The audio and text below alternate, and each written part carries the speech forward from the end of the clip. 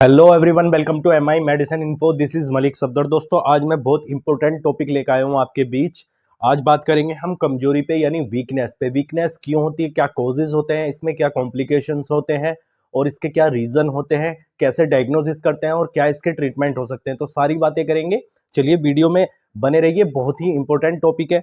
चलिए स्टार्ट करते हैं। Weakness condition which is patient feel like weak and low energy. यह एक ऐसी अवस्था है जिसमें मरीज को ऊर्जा की कमी होती है और वह अपने आपको थोड़ा थका हुआ महसूस करता है। It is a due to decrease level और vitamin as well as dehydration. तो इसका मुख्य कारण विटामिन की कमी तथा पानी की कमी हो सकता है।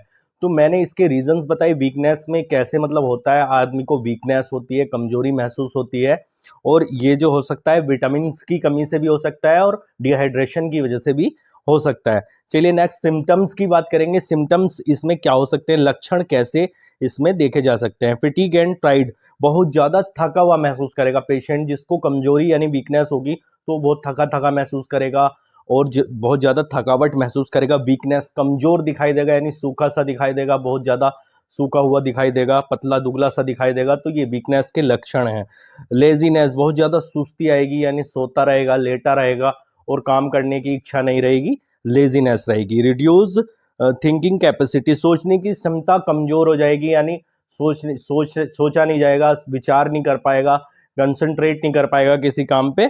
रिड्यूस वर्क कैपेसिटी, कार्य शक्ति में कमी हो जाएगी, कुछ काम नहीं करने का मन करेगा, लेटने का मन करेगा, चक्कर जैसा आएंगे, नींद जैसा आएगा, ये वीकनेस में लक्षण। इन्फेक्शन, संक्रमण होना यानी संक्रमण भी एक इसके लक्षण हो सकते हैं। जैसे किसी को किसी तरह का बैक्टीरियल इन्फेक्शन हो गया, उसके बाद जब बीमारी में से रिकवरी होकर उठता है तो उसके बाद वीकनेस हो जाती है, तो संक्रमण भी एक लक्षण है, इसका भी एक रीजन है।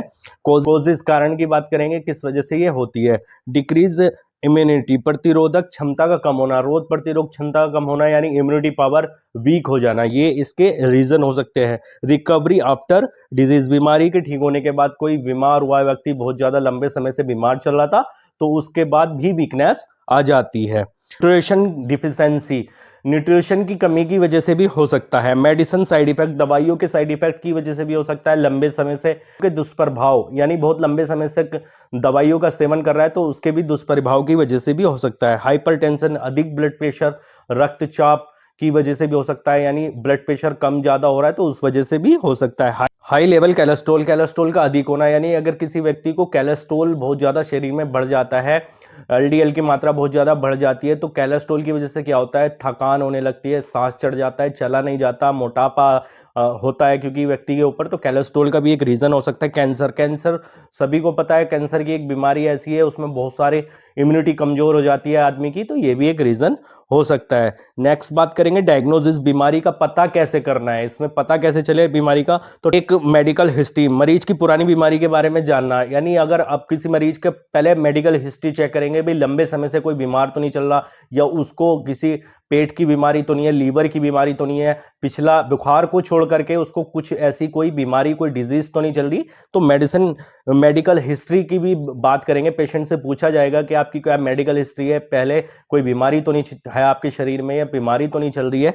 तो ये फिजिकल एग्जामिनेशन, मरीज के बीमारी के बारे में जानना। अब मरीज के बीमारी फिजिकल एग्जामिनेशन भी करना होगा, भाई व्यक्ति में वेट कितना है, या फिर इस तरह से सारी बातें उससे पूछना पड़ेगा, आपको क्या फीलिंग्स आ रही है, क्या महसूस हो रहा है, तो फिजिकल एग्जामिनेशन भी इसमें कर सकते हैं। ब्लड टेस्ट, ब्लड टेस्ट भी करवा के देख सकते हैं। इसमें विटामिन का इसमें ज्यादातर टेस्ट किया जाता है कि विटामिन की कमी तो नहीं हो रही है।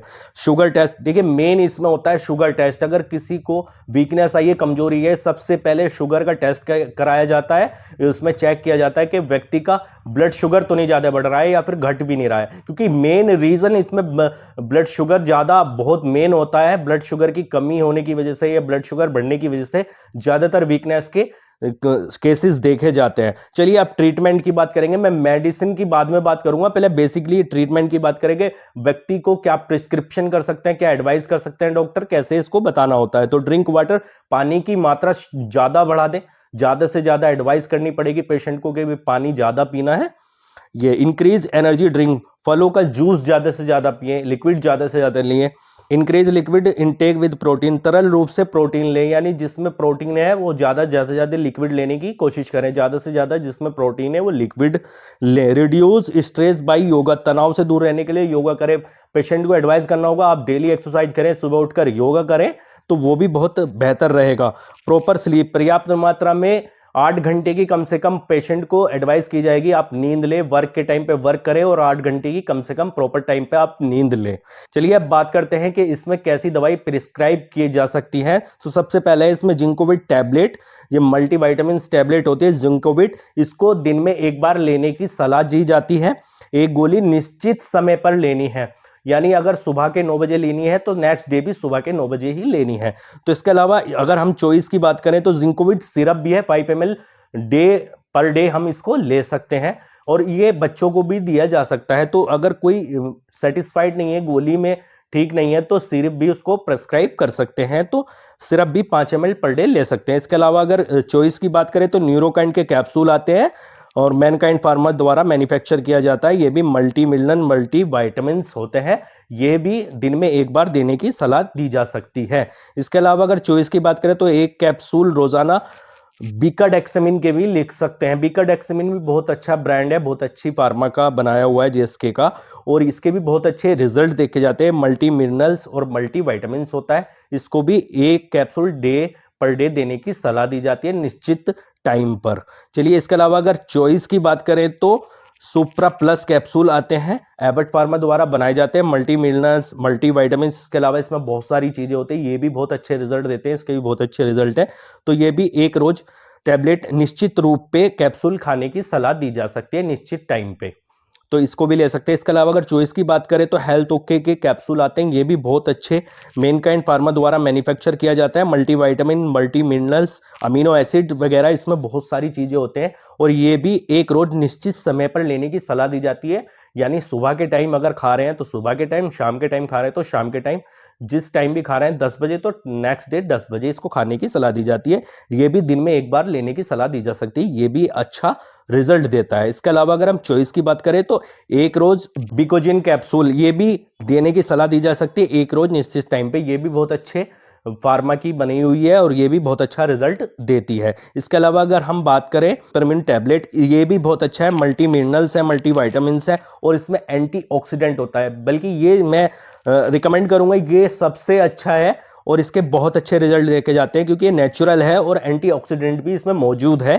तो ये भी लिखने की सलाह दी जा सकती है, पेशेंट को देने की सलाह दी जा सकती है। तो ये थे कमजोरी यानी वीकनेस का इलाज, क्या होते हैं, क्या कॉजेज होते हैं, क्या कॉम्प्लिकेशंस होते हैं और क्या इसमें इलाज होता है, कैसे डायग्नोसिस करते हैं। तो आई होप आपको समझ में आ गया होगा। वीडियो अच्छी लगी हो तो वीडियो को लाइक कीजिए, चैनल को सब्सक्राइब कीजिए, और इसके अलावा मेरा एक और चैनल है आयुर्वेदिक यूनानी औषधि, वहां जाकर आप विजिट कर सकते हैं। डिस्क्रिप्शन पे मैंने लिंक दिया है जहां मैं आयुर्वेदिक और यूनानी औषधि के बारे में जानकारी देता रहता हूं। चलिए मिलते हैं नेक्स्ट वीडियो में एक नई मेडिसिन के साथ, एक नई जानकारी के साथ। जय हिंद, जय भारत, तब तक के लिए अलविदा।